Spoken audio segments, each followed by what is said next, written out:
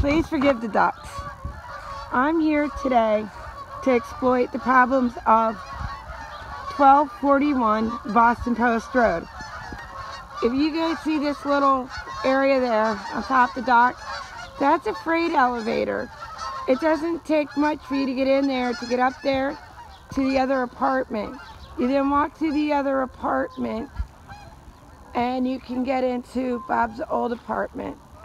On this date, 3 years ago, 2013, we found out that the apartment had been robbed.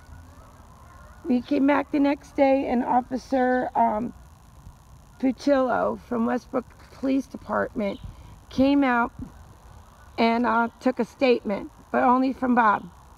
I was the one that saw that the apartment had been robbed, and there's very many details that I can't release in this robbery, but come to tell you, it was an inside job.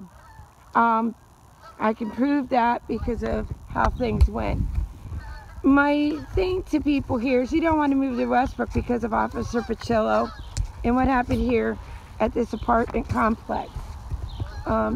If you come with me on this, you're going to see that there's only one fire escape, and that's in the adjacent apartment. So let me show you. There's that freight elevator I was telling you guys about. You can get in the freight elevator, get into the other apartment, and that's going to take you to Bob's apartment. I can explain that to you in a second.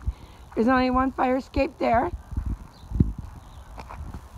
I did attempt to contact the new landowner, Michael Montanaro, as soon as he found out that the soil and the water was contaminated here, sold the building for $200,000 less than what it was appraised to be.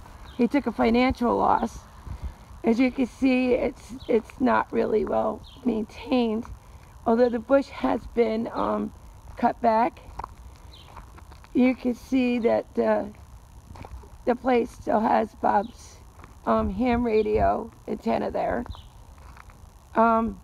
Westbrook Auto also has access to the water up there in this apartment, and he was noted for turning the water off on Bob.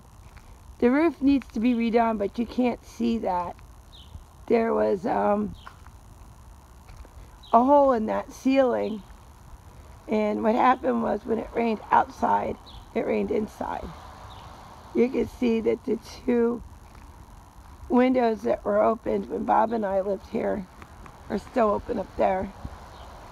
This area right here is where the piping is, and you can get to the water. The thing is, you know, it was a total inside job, the robbery. I can tell you that because whoever robbed the house knew that Bob kept the serial numbers to everything on Marge's computer and not his, because he thought if the house was ever robbed that they wouldn't take hers, they would take his first. So it was a definite inside job. Multiple things were stolen: upright bass, K-bass, and a red Christopher bag, an O'Hagan Fender reverb amp with the red knobs. Lots and lots of things. You really don't want to move to Westbrook because of this, and there's a person looking out the window, which is really funny. I just want to make sure that people are aware of what's going on down here, that this is not exactly a place that you would want to live. And to know that there's somebody hiding in that house is pretty funny.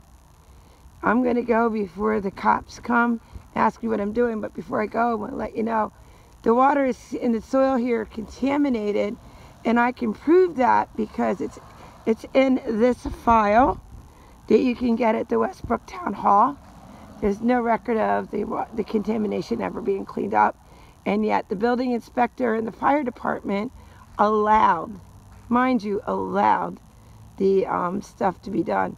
As you can see, there's work being done across the street, so maybe the new landowner wants to buy this place and straighten it up. All I can say to the new landowner is take a good look at all this.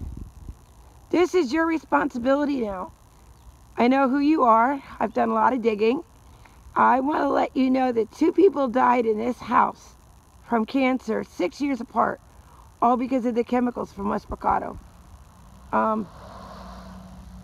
It's really sad. And it's sad that the police wouldn't further investigate the robbery.